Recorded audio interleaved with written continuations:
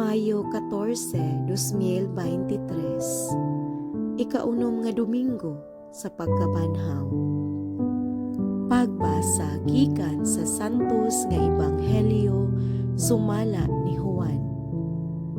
Si Jesus miingon sa iyang mga tinun-an, "Kung nahigugma kamo kanako, tumanan ninyo ang akong mga sugo.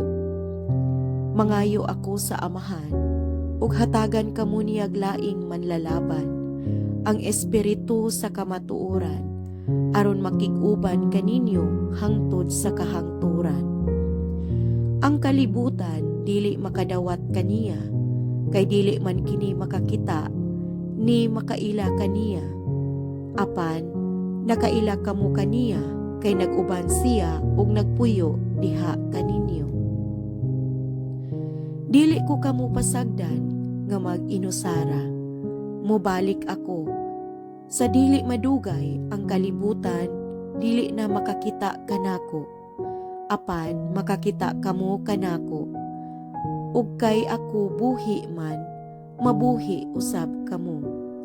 Inig-abot ni adtong adlawa, mahibalo kamo nga ako anaa sa Amahan, ug kamo ania kanako. Ingon nga ako anaa usab kaninyo. Ang mudawat sa akong mga sugo ug magtuman niini mao ang nahigugma kanako. Ang akong Amahan mahigugma kaniya nga nahigugma kanako. Ako usab mahigugma kaniya ug magpaila sa akong kaugalingon ngadto kaniya." Ang Ebanghelyo sa Ginoo. Daygon ko ikaw, O Kristo.